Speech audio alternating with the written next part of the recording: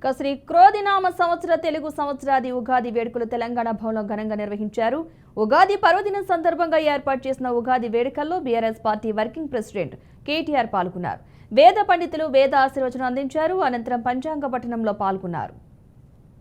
ఖచ్చితంగా వాళ్ళు అధికారాన్ని పొంది పదవిని పొందేటటువంటి యోగం కనిపిస్తోంది. అదే విధానంగా వృషభ రాశి కృత్తిక 2, 3, 4, రోహిణి 1, 2, 3, 4 పాదాలు, మృగశిర 1, 2 పాదాలకి వృషభ రాశి.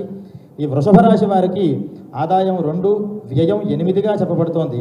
రాజపూజ్యం 7, అవమానం 3.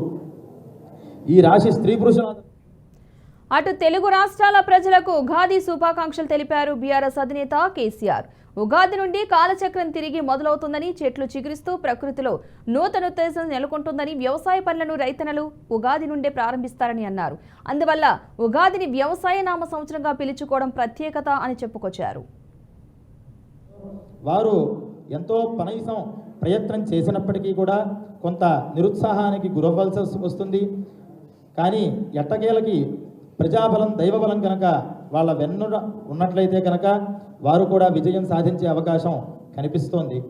అలాగే ఈ వృషభ రాశి వారు పరిహార ఉపాయాల కోసం ఈ సంవత్సరం అంతా కూడా శివారాధన అలాగే సుబ్రహ్మణ్య ఆరాధన చేయడం వల్ల దైవానుగ్రహాన్ని పొందే అవకాశం కనిపిస్తోంది.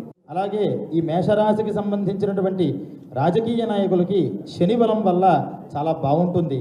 ఎన్నికల్లో పోటీ చేసినట్లయితే వారందరికీ కూడా ప్రజాబలం చేత అధిష్టానం యొక్క ప్రేమ చేత మంచి పేరు తెచ్చుకుని ఖచ్చితంగా వాళ్ళు అధికారాన్ని పొంది పదవిని పొందేటటువంటి యోగం కనిపిస్తోంది.